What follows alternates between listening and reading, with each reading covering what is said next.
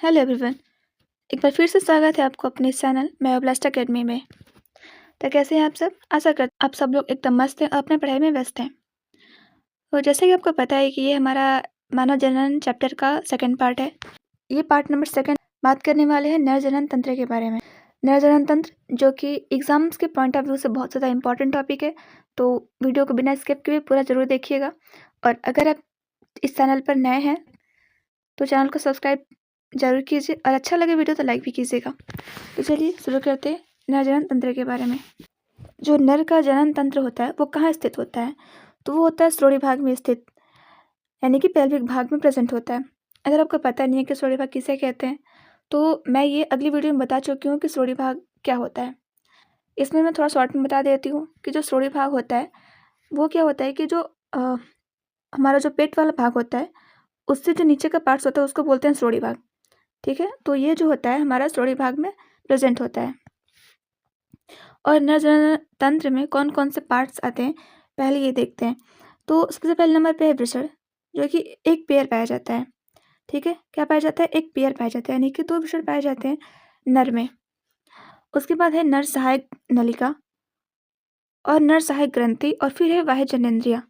अगर हम बात करें नर सहायक नलिका की तो इसमें क्या क्या आता है?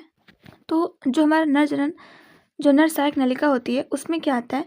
इसमें होता है वृषण जालिका, जिसको इंग्लिश में रेटेड टेस्टिस, फिर होता है शुक्रवाहिका वासा इफ्रेंसिया, फिर होता है अधिवृषण यानी कि एपिडिडाइमस, और होता है शुक्रवाहक यानी कि वासा डिफरेंस।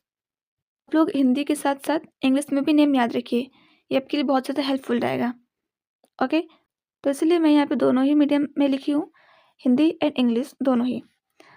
अब देखते हैं नर सहायक ग्रंथि कौन कौन सी है। तो ये शुक्राशय है, प्रोस्टेट ग्लैंड से, और कॉपर ग्रंथि जिसे बोलते हैं, जिसे एक और नाम से यानी कि बल्बो यूरेथ्रल ग्लैंड्स के नाम से भी जाना जाता है।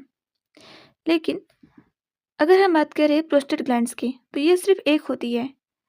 क्या होती है? सिर्फ एक होती है। लेकिन जो ये बल्बो यूरेथ्रल ग्लैंड्स होता है ये 1 पेयर में होती है, यानी कि 2 होती है। ठीक है, अब हम बात करें बाह्य जननेंद्रिय, तो एक सिसन है और एक है वृषणकोश। ये बाह्य जननेंद्रिय हैं जो कि बाहर ही होती हैं।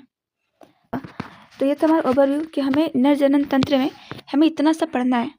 ठीक है, तो चलिए आइए देखते हैं इन सब का डिफिनेशन। तो सबसे पहले हमें देखना है किसके बारे में? वृषणकोश के बारे में। तो वृषणकोश क्या है?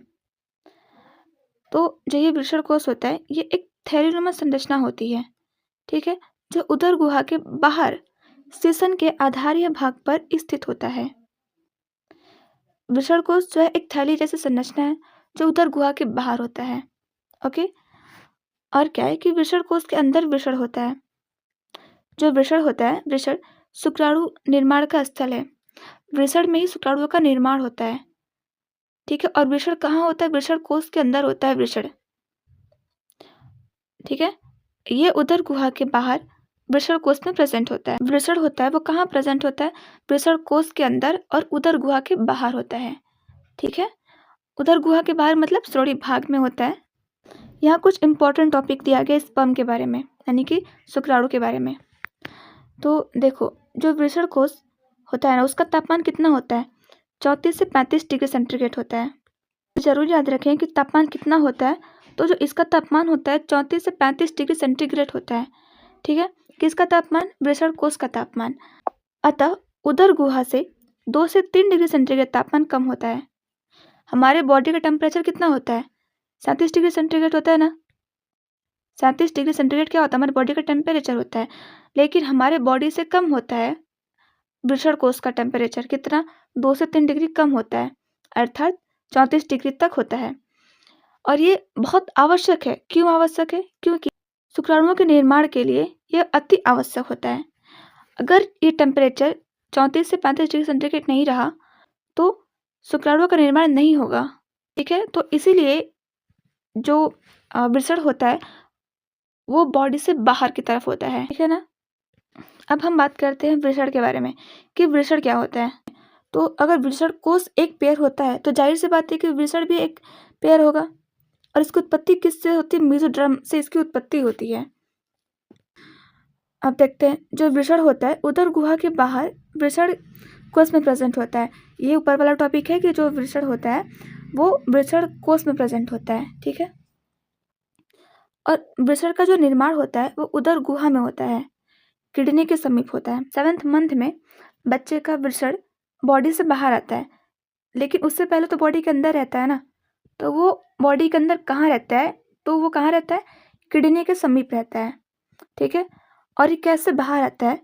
तो 7वें महीने में टेस्टोस्टेरोन हार्मोन की क्रिया के कारण वृषण उदर गुहा से वृषण कोष में चले जाते हैं, ठीक है। हार्मोन्स किस हार्मोन से आते हैं तो वो होते हैं टेस्टोस्टेरोन हार्मोन्स की वजह से वो बाहर बॉडी के निकल आते हैं। It's clear? ये है उदर गुहा, ठीक है। और इसके अंदर क्या होती है? किडनी होती है। आपको तो पता है ना किडनी का पार्ट्स कौन सा होता है, किडनी कहाँ पर होता है। तो जहाँ किडनी होता है उसको बोलते हैं उदर गुहा, ठीक है। तो लेकिन अगर जब बच्चा प्रेगनेंसी टाइम में 7 महीने से पहले जो उसका ये वृषण जो है वो कहाँ रहता है? किडनी के पास रहता है, ठीक है। यहाँ पे वृषण होता है, और जो वृषण होता है ना, वो वृषण कोष से यानी कि बाहरी लेयर से अटैच रहता है। किसकी वजह से? गुबर, ये जो ब्लैक कलर का दिख रहा है आपको होल, ये गुबरनेक्युलम से अटैच रहता है। वृषण कोष से अटैच रहता है किसकी हेल्प से? गुबरनेक्युलम से, ठीक है। ये क्लियर है? और ये सब जो बातें हैं, ये सब जो है, ये सब को याद रखने की कोई ज़रूरत नहीं है, बिकॉज ये अनदर लेवल का, 12th लेवल का नहीं है, ठीक है। तो आपको इसमें सिर्फ इतना ही बात याद रखना है। अब उसके बाद आता है संरचना। तो जो संरचना होती है वृषण का वो कैसा होता है? वो अंडाकार होती है, ठीक है। और साइज कितना होता है? तो 4 से 5 सेंटीमीटर, और लंबाई होती है इसकी, चौड़ाई कितनी होती है? 2 से 3 सेंटीमीटर की होती है, ठीक है। और वृषण की संरचनात्मक व क्रियात्मक इकाई, ये सबसे मोस्ट इम्पॉर्टेंट टॉपिक, सेमनीफेरस नलिका, जिसे शुक्र जनन नलिका बोलते हैं हिंदी में। ये जो होती है वृषण की संरचनात्मक व क्रियात्मक इकाई होती है। लगे हाथ एक और क्वेश्चन कि वृषण की तो संरचनात्मक और क्रियात्मक इकाई सेमनीफेरस नलिका है, लेकिन अगर हम बात करें बॉडी की, तो शरीर की संरचनात्मक और क्रियात्मक इकाई क्या है? अगर आपको पता है तो कमेंट में जरूर बताइए। अब हम बात करेंगे internal structure of the testis के आंतरिक स्ट्रक्चर के बारे में। हमने सबसे पहले देखा वृषण कोष के बारे में, फिर हम लोग देखे वृषण के बारे में। अब देखेंगे कि वृषण के आंतरिक स्ट्रक्चर, तो देखते हैं। तो सबसे पहले कि अधर भाग होता है और ये होता है पृष्ठभाग। तो अधर भाग हम पहले देखते हैं, बाद में देखेंगे पृष्ठभाग, तो आप इतना ध्यान ना दें। हम लोग सबसे पहले बात करेंगे अधर सतह के बारे में। तो अगर हम बात करें अधर सतह के बारे में, तो ये जो होता है वृषण की बाहरी संरचना होती है, ठीक है। वृषण में भी 3 लेयर होता है। पहला होता है ट्यूनिका वेजाइनैलिस, जो कि बाहर की तरफ होता है और अपूर्ण होता है ये। दूसरा होता है ट्यूनिका एल्ब्यूजिनिया, जो कि पूर्ण आवरण होता है। और तीसरा होता है ट्यूनिका वेस्क्यूलोसा, ठीक है, जो कि ये बहुत ही अंदर की तरफ होता है। उसके बाद आता है ये जो बॉक्स की तरह स्ट्रक्चर बनाया गया है, ये जो बॉक्स की तरफ स्ट्रक्चर बनाया गया है, इसको बोलते हैं टेस्टिक्युलर लोब्यूल्स, हिंदी में बोलते हैं वृषण पालिका, ठीक है ना। इसको क्या बोलते हैं? वृषण पालिका। और जो इसके अंदर है, जो ये 3 अपकुंडल संरचना दिख रही है इसके अंदर, उसको क्या बोलते हैं? Seminiferous tubules. यही है वो जो वृषण की संरचनात्मक और क्रियात्मक इकाई होती है, ठीक है। तो सबसे पहले हम लोग बात कर लेते हैं टेस्टिकुलर लोब्यूल्स के बारे में। तो देखिए, तो जो ये होता है ना, प्रत्येक वृषण में ये 250 तक होती है। इसकी संख्या कितनी होती है? हर एक वृषण में 250 होती है। तो मेल बॉडी में कितने वृषण होते हैं? 2 वृषण होते हैं ना। तो मतलब टोटल 500 तक ये वृषण पालिका पाई जाएंगी, ठीक है। और प्रत्येक वृषण पालिका में कितने? 1 से 3 सेमनीफेरस ट्यूब्यूल पाए जाते हैं। कितने ट्यूब्यूल्स पाए जाते हैं? 1 या 3 ट्यूब्यूल्स पाए जा सकते हैं। अगर हम बात करें सेमनीफेरस ट्यूब्यूल्स के बारे में, तो ये क्या है और कैसा है? तो देखिए, ये शुक्राणुओं के निर्माण के स्थल होते हैं।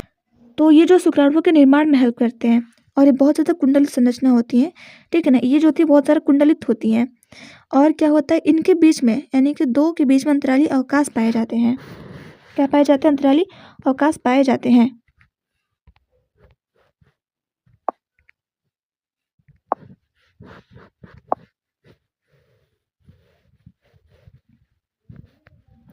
तो ये था हमारे अधर सतह के बारे में। अब हम बात करते हैं पृष्ठ सतह के बारे में कि पृष्ठ क्या है। तो देखिए, जो पृष्ठ वाला सतह होता है, जो ये ट्यूनिफेरस नलिका होती है ना, शुक्रजनन नलिका, ये यहाँ से निकली होती है। ये यहाँ पर आपस में आके मिली होती हैं। तो यहाँ से नलिकाएं निकलती है बहुत ज़्यादा, ठीक है ना। ये सब नलिकाएं निकल के कहाँ जाती हैं? एक जगह। तो जिससे हम लोग बोलते हैं वृषण जल, वृषण जालक, ये वृषण जालक का निर्माण करती हैं। ठीक है, नलिकाओं का बहुत सारा जाल होता है।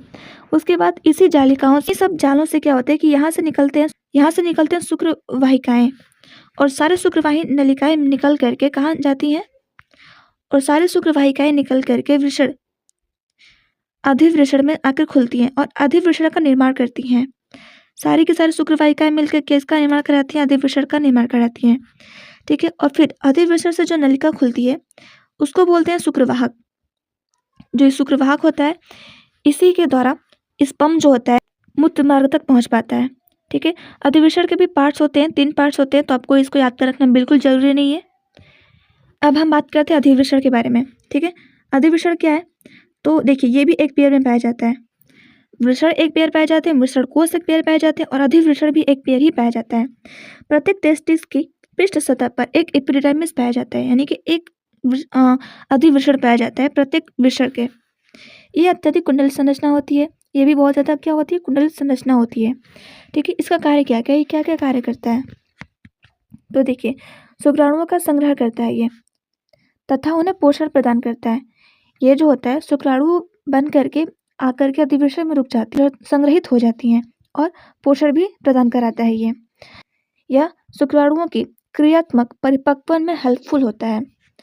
ठीक है, और क्या होता है, शुक्राणुओं का विद्युतार्जन कराता है, यानी कि डिकम्पेसिटेशन कराता है ये। तो ये थे अधिवृषण के कार्य।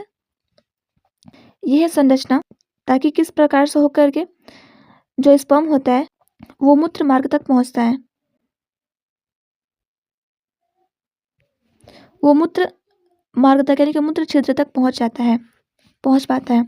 तो देखिए सबसे पहले आपको पता है कि वृषण कोष है, वृषण कोष के अंदर होता है वृषण, और वृषण से अटैच रहता है हमारा अधिवृषण, और अधिवृषण से जो नलिका निकलती है उसको बोलते हैं शुक्रवाहक, और इस शुक्रवाहक नलिका से जाती है स्पर्म जो होता है, इस शुक्रवाहक नलिका से स्पर्म जो होता है वो कहाँ तक पहुँचता है, देखिए कहाँ पर ये खुल रहा है, तो ये खुल रहा है एम्प्यूला, ये जो पार्ट्स है ये एम्प्यूला में खुल रहा है।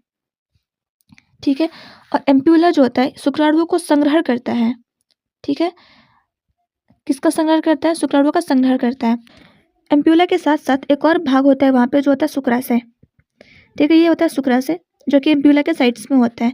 लेकिन ध्यान रहे कि जो शुक्रवाहक नलिका है वो कहाँ जाके खुलती है, तो वो खुलती है सिर्फ और सिर्फ एम्प्यूला में, ना कि शुक्रवाहक में, सॉरी शुक्राशय में। तो अगर हम बात करें शुक्राशय की, तो शुक्राशय जो होता है मूत्राशय के पृष्ठ सतह पर स्थित होता है। मूत्राशय कौन सी सतह पर होता है स्थित, ये पृष्ठ सतह यानी कि पीछे वाली सतह पर स्थित होता है, और ये शुक्राणुओं का संग्रह नहीं करता है। ठीक है, शुक्राणुओं का जो संग्रह होता है वो सिर्फ एम्प्यूला करता है। क्लियर। उसके बाद आता है प्रोस्टेट ग्रंथि और एक होता है काउपर ग्रंथि। ये दोनों ग्रंथि बहुत ज़्यादा इंपॉर्टेंट है। तो अगर हम बात करें प्रोस्टेट ग्रंथि की, तो ये सिर्फ एक पाया जाता है। ठीक है, लेकिन जो काउपर ग्रंथि होती है ये 2 पाई जाती है। क्लियर। ये शुक्राशय और एम्प्यूला दोनों से मिलकर के एक नलिका बनती है जिसे बोलते हैं स्खलन नलिका। ये स्खलन नलिका, और स्खलन नलिका से जो स्पर्म होता है यानी कि शुक्राणु जो होता है वो मूत्र मार्ग तक आता है। अब हम बात करते हैं शुक्रवाहक की, यानी कि वासा डिफरेंस। तो ये क्या होता है कि शुक्राणुओं के परिवहन में सहायक होता है। ये शुक्राणुओं का परिवहन कराता है, यानी कि ट्रांसफर कराता है। ठीक है, इसकी लंबाई कितनी होती है, 30 से 40 सेंटीमीटर तक लंबाई होती है शुक्रवाहक की। और क्या करता है ये स्पर्मेटिक कॉर्ड से होते हुए उदर गुहा में प्रवेश करते हैं, और उदर गुहा में ये मूत्राशय के ऊपर लूप बनाती हैं। इसका अंतिम फूला हुआ भाग एम्प्यूला कहलाता है। इट्स क्लियर शुक्रवाहक के बारे में। इसकी लंबाई कितनी होती है, परिवहन किसका करता है, और इसका अंतिम फूला हुआ भाग क्या कहलाता है, एम्प्यूला कहलाता है। अब हम बात करते हैं स्खलन नलिका के बारे में कि ये क्या काम करता है। ठीक है, तो ये क्या काम करता है, सबसे पहले कि स्खलन नलिका जो बनता किससे है, तो स्खलन नलिका जो होती है शुक्राशय की नलिका और शुक्रवाहक का जो लास्ट भाग होता है जिसे हम एम्प्यूला कहते हैं, उन दोनों के मिलने से बनता है, और कहाँ खुलता है, मूत्र मार्ग में खुलता है। ठीक है, अब बात करते हैं शुक्राणुओं का मार्ग, यानी कि शुक्राणु किस मार्ग से होते हुए बॉडी से बाहर निकलता है। तो सबसे पहले स्पर्म जो होता है वो स्टार्ट कहाँ से होता है, सबसे पहले तो बनना ही स्टार्ट होता है सेमनीफेरस ट्यूब्यूल से, यानी कि शुक्र जनन नलिका से। उसके बाद आता है ये ट्यूब्यूल रेक्टाई में आता है, ठीक है। उसके बाद जाता है रेटिटेस्टिस, जिसको बोलते हैं हम लोग क्या, वृषण जालक, वृषण जालक में जाता है। फिर जाता है कहाँ पर, वासा इफ्रेंसिया, फिर जाता है वासा इफ्रेंसिया जिसको बोलते हैं शुक्रवाहिकाएं, क्या बोलते हैं, शुक्रवाहिकाएं। फिर शुक्रवाहिकाएं से निकल के कहाँ जाता है, अधिवृषण में जाता है, जहाँ पर क्या होता है, शुक्राणु का संग्रहण होता है और इसको पोषण भी मिलता है वहाँ पर, ठीक है। उसके बाद जाता है शुक्रवाहक, जो कि जो अधिवेशन से निकली हुई नलिका होती है उसको बोलते हैं शुक्रवाहक, ठीक है। शुक्रवाहक में जाता है और शुक्रवाहक का लास्ट जो भाग होता है एम्प्यूला बोलते हैं, ठीक है। तो एम्प्यूला के थ्रू जाता है वो स्क्लेरल नलिका में, जिसको बोलते हैं इंग्लिश में इजैक्यूलेटरी डक्ट बोलते हैं, ठीक है। उसके बाद आता है मूत्र मार्ग में, जो कि लास्ट भाग है। उसके बाद जो स्पर्म होता है आउट ऑफ बॉडी हो जाता है, यानी कि बॉडी से बाहर निकल जाता है। तो ये थे वो रास्ते जिससे स्पर्म जो होता है बाहर निकल जाता है। उसके बाद हम बात करेंगे शुक्रजनन नलिका के बारे में। ये वही पार्ट्स है वृषण की संरचनात्मक और क्रियात्मक इकाई जिसे बोलते हैं शुक्रजनन नलिका, ठीक है। तो चलिए देखते हैं। तो ये है शुक्रजनन नलिका, इसमें 3 है। तो एक वृषण पालिका में कितनी होती हैं शुक्रजनन नलिका, वो होती हैं 1 से 3 हो सकती हैं, ठीक है ना। तो देखिए इसके बीच में क्या होता है, एक खाली स्थान होता है जिसे अंतराली अवकाश बोलते हैं। और इसके बाहर कौन कौन सी चीज़ें प्रेजेंट होती हैं, तो एक तो होते हैं अंतराली द्रव, दूसरा होता है रक्तवाहिनी, तीसरा होता है लीडिंग कोशिका, लीडिंग सेल्स, इसके बारे में पढ़ना में बहुत ज़्यादा जरूरी है, इंपॉर्टेंट है ये। फिर होता है WBC, ठीक है। तो चलिए पहले देखते हैं कि समनिफरस ट्यूब्यूल्स यानी कि शुक्रजनन नलिका में क्या क्या है, कैसे है। देखिए इसमें जो होती है 2 प्रकार, इसमें जो होता है 2 परत होता है। पहला तो होता है ट्यूनिका प्रोपिया जो कि बाहरी होती है, और दूसरा होता है जनन उपकला जो कि आंतरिक परत होती है। और आंतरिक परत में भी 2 पार्ट्स होता है, एक होती है नर जर्म सेल जिसको इंग्लिश में बोलते हैं स्पर्मेटोगोनिया, और दूसरा होता है सर्टोली सेल यानी कि नर्स कोशिका जिसे बोलते हैं, ठीक है। तो अगर हम बात करें अंतराली कोशिका यानी कि लीडिंग सेल्स के बारे में, तो ये बहुत इंपॉर्टेंट है, आप इसको जरूर और बहुत ध्यान से देखें। ये कोशिकाएं सेमनीफेरस ट्यूब्यूल्स के बीच अंतराली अवकाश में स्थित होती हैं। ये कोशिकाएं होती है कहाँ पर स्थित होती है, जो अंतराली अवकाश है ये वहाँ पर स्थित है ना, अंदर तो नहीं है शुक्रजनन नलिका के, वो बाहर है, ठीक है। तो बाहर होती हैं। और लीडिंग कोशिका पे कौन सा हार्मोन वर्क करता है, तो वो है LH हार्मोन। लीडिंग कोशिका पे जो LH हार्मोन जो होता है काम करता है, और LH हार्मोन जो होता है इसको प्रेरित करता है लीडिंग कोशिका को क्या निकालने के लिए, टेस्टोस्टेरोन निकालने के लिए। अब ये टेस्टोस्टेरोन क्या है, तो टेस्टोस्टेरोन जो होता है मेल हार्मोन्स होता है, ठीक है, जिसकी वजह से मेल्स में बहुत सारे चेंजेस देखने को मिलती हैं। अब हम बात करते हैं नर जर्म सेल्स के बारे में कि नर जर्म सेल्स क्या है। तो ये जो होती है शुक्राणुओं के निर्माण के लिए उत्तरदायी होती हैं। जो स्पर्मेटोगोनिया होती हैं वो किसके लिए हेल्पफुल होती हैं, वो शुक्राणु के निर्माण में हेल्प करती हैं। हमारा लास्ट टॉपिक है सर्टोली कोशिका। तो जो सर्टोली कोशिका होती है ये नर जर्म कोशिका यानी कि शुक्राणुओं को पोषण प्रदान करती है। सर्टोली कोशिका जो होती है ना, ये शुक्राणु को क्या करती है, पोषण देती है। ये स्पर्मेटिड के अत्यधिक कोशिका द्रव्य को भक्षण करती है। जो सर्टोली कोशिका होती है स्पर्मेटिड के अत्यधिक जो कोशिकाएं होती है उनको भक्षण भी कर लेती है, यानी कि उसको खत्म कर देती है। परिवर्धनशील शुक्राणुओं का जो पीर होता है यानी कि जो सर का भाग होता है वो सर्टोली सेल्स की कोशिका द्रव्य में धंसा होता है। सर्टोली सेल्स शुक्राणुओं का जो सर का भाग होता है वो धंसा होता है, क्यों, पोषण लेने के लिए। और जब पोषण लेंगे तो वो शुक्राणु जो होते हैं परिपक्व होते हैं, और ये क्या करता है, ये ब्लड बैरियर का भी काम करता है, और इसके साथ ही साथ ये WBC तथा हानिकारक कणों को सेमनीफेरस ट्यूब्यूल्स में जाने से भी रोकता है, ओके।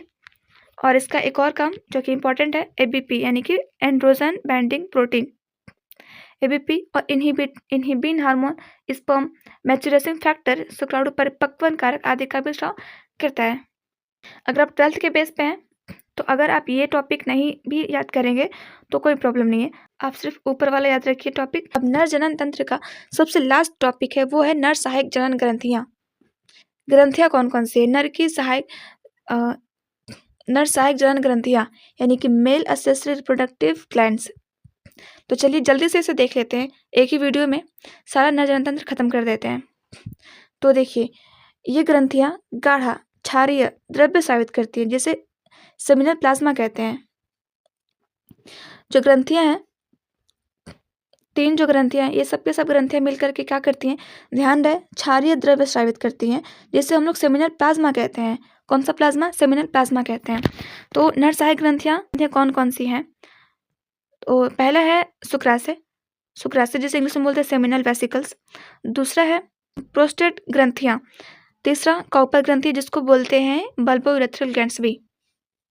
ओके, तो ध्यान रहे, ये जो होती है एक जोड़ी में होती हैं, ये सिर्फ एक होता है और ये भी एक जोड़ी में पाई जाती है। तो अगर हम बात करें शुक्राशय ग्रंथि के बारे में कि शुक्राशय क्या काम करती है और प्रोस्टेट ग्रंथि और कॉपर ग्रंथि क्या क्या काम होता है, इन तीनों ग्रंथियों का क्या क्या काम होता है। तो देखिए, जो शुक्राशय होता है ना, ये सीमेन का यानी कि वीर्य का पूरा 70 से यानी कि 60 से 70% भाग का स्राव करती है। शुक्राशय से वीर्य का 60-70% भाग बनता है। ठीक है, और क्या होता है कि इसमें कुछ एंजाइम तथा फ्रक्टोज शुगर पाया जाता है। फ्रक्टोज शुगर, ध्यान रहे, ये बहुत इंपॉर्टेंट है। जो फ्रक्टोज शुगर होता है सिर्फ और सिर्फ मेल बॉडी में पाया जाता है, मेल बॉडी जनन पथ में पाया जाता है। लेकिन अगर हम बात करें फीमेल बॉडी के जनन मार्ग में, तो वहाँ पे कोई फ्रक्टोज जैसा शुगर नहीं पाया जाता है। ठीक है, तो यही वो रीज़न है कि जब टेस्ट किया जाता है, किसी भी फीमेल का बलात्कार होता है, तो उस कंडीशन में हमें 72 आवर्स के अंदर उसका टेस्ट कराना चाहिए। उसका टेस्ट अगर होता है तो उसमें अगर फ्रक्टोज मिलता है तो उसका रेप हुआ है, अदरवाइज फ्रक्टोज नहीं मिलेगा मतलब नहीं हुआ रहेगा। फ्रक्टोज शुगर स्पर्म को ऊर्जा प्रदान करती है। ठीक है, तो शुगर जो होता है क्या करता है, फ्रक्टोज वाला, ये जो होता है स्पर्म को ऊर्जा देती है, एनर्जी प्रोवाइड कराती है। ओके, अब हम बात करते हैं प्रोस्टेट ग्लैंड्स की, प्रोस्टेट ग्रंथि की। तो ये जो होती है ना, वीर्य का कितने परसेंट, 20 से 30% का पार्टी बनाती है। ठीक है, और इसमें कुछ एंजाइम जैसे कि कैल्शियम, फास्फेट आदि पाए जाते हैं। इसमें कैल्शियम पाए जाते हैं और फास्फेट्स जैसे एंजाइम्स पाए जाते हैं। ये शुक्राणुओं की गतिशीलता के लिए उत्तरदायी होता है। ये शुक्राणुओं की गति करने के लिए हेल्प करती है। और कॉपर ग्रंथि की अगर बात करें, जिसे बोलते हैं बल्बोयूरेथ्रल ग्रंथि, तो इसमें जो होती है ना, ये वीर्य के अति सूक्ष्म भाग का स्राव करती हैं। ये वीर्य के अति मतलब बहुत ही छोटे पार्ट्स में हेल्प करती हैं। तो जो इसका स्राव होता है ना, ये मूत्र मार्ग की अम्लता को उदासीन कर देती है। क्या कर देती है? जो मूत्र मार्ग होता है वो अम्लीय होता है, लेकिन ये क्या करती है, उदासीन कर देती है, जिससे स्पर्म को सूटेबल इन्वायरमेंट प्रोवाइड हो। ठीक है, और इसका स्राव सिसन स्नेहन में सहायक होता है। इसके स्राव से क्या होता है कि सिसन का जो स्नेहन होता है, सिसन में स्नेहन जैसा होता है, कि लिब्रिकेशन ऑलवेज रहती है। ठीक है, जिससे कि क्या होता है, कॉपुलेशन में आसानी हो। ये पूरे नर जनन तंत्र का लास्ट टॉपिक, जो कि वीर्य यानी कि सीमेन। तो देखते हैं ये क्या है और कैसा है। तो देखिए, जो वीर्य होता है, ये एक गाढ़ा तथा क्षारीय द्रव्य है। ध्यान रहे, कैसा द्रव्य है, क्षारीय द्रव्य है और गाढ़ा होता है। ठीक है ना, और इसका जो आयतन होता है वो कितना होता है, 3 से 4 ml प्रति स्खलन। मतलब एक स्खलन में मेल से ये जो होता है, एक स्खलन में वीर्य जो होता है वो 3 से 4 ml निकल सकता है। ठीक है, और शुक्राणुओं की संख्या कितनी होती है इस प्रति स्खलन में, तो इसमें जो होती है 200 से 300 मिलियन तक, यानी कि 2 से 20 यानी कि 20 से 30 करोड़ तक स्खलन होती है। जो शुक्राणु की संख्या होती है, ये पूरे वीर्य में प्रति स्खलन यानी कि 3 से 4 ml वीर्य में कितने स्पर्म होते हैं, तो वो होते हैं 20 से 30 करोड़ तक। ठीक है ना, और अगर हम बात करें कि वीर्य का यानी कि सीमेन में, तो इसमें जो होता है ये सेमिनल प्लाज्मा, ठीक है, और शुक्राणु 10%। जो प्लाज्मा होती है ना, कितना होता है इसमें, 90% तो प्लाज्मा होती है, लेकिन 10% सिर्फ शुक्राणु होते हैं इसमें। ठीक है, और प्लाज्मा कहाँ से आते हैं, तो जो तीनों ग्रंथियाँ बताया गया, जो मैं ऊपर बताई तीनों ग्रंथियों के बारे में, शुक्राशय, बल्बोयूरेथ्रल ग्रंथि और प्रोस्टेट ग्रंथि, तो उन तीनों ग्रंथियों से मिलकर ही सेमिनल प्लाज्मा होता है। ठीक है, एक और चीज़ यहाँ लिखा गया है जो कि थोड़ा सा टफ है, लेकिन अगर समझ सकते हो तो समझ लो। तो जो ये 10% है शुक्राणु, ठीक है ना, हम इसमें से देख रहे हैं 10% शुक्राणु में से देख रहे हैं, ठीक है। तो जो 10% थे उसमें से भी 60% जो स्पर्म होते हैं ना, उनकी संरचना और आकार तो समान होती है, ठीक है। क्या होती है? संरचना और आकार तो समान होती है, लेकिन इस 60% में से भी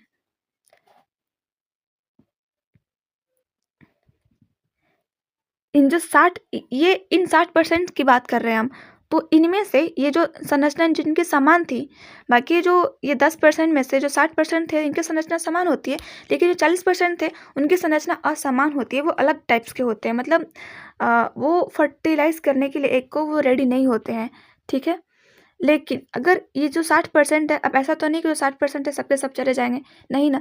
तो जो 60% में 40% जो स्पर्म होते हैं वो अधिक गतिशीलता दर्शाते हैं, ठीक है। जो गतिशीलता दर्शाएंगे बहुत ज़्यादा वही जा पाएंगे, ठीक है। इस 60% में से जो 20% है वो आ, वो वजाइना में जाते ही डेथ कर जाते हैं। उन वजाइना बहुत सारे ऐसे ऐसे सेल्स होती हैं जो स्पर्म को क्या कर देते हैं, भक्षण कर देती हैं, ठीक है। तो इनमें से 40% ही वो होते हैं स्पर्म जो एक तक पहुंचने के लिए एबल होते हैं, लेकिन इसमें से ही बहुत ज़्यादा, लेकिन इसमें से भी सारे के सारे स्पर्म खत्म हो जाते हैं। कुछ ही स्पर्म जो होते हैं जो एग्स तक पहुंच पाते हैं। तो नर की वह जननेंद्रिय है, ठीक है, जो मैथुन वीर्यसेचन में हेल्प करते हैं, यानी कि सहायक होती है। ये नर की वह जननेंद्रिय होती है। ये विशिष्ट प्रकार के उत्तकों से बना होता है जिससे इरेक्शंस की क्षमता होती है। मानव जनन चैप्टर का नर जनन तंत्र, जो कि बहुत ज़्यादा इंपॉर्टेंट टॉपिक है, ठीक है। इसी प्रकार हम लोग बात करेंगे मादा जनन तंत्र के बारे में। तो कैसी लगी वीडियो आप कमेंट में जरूर बताइएगा। धन्यवाद।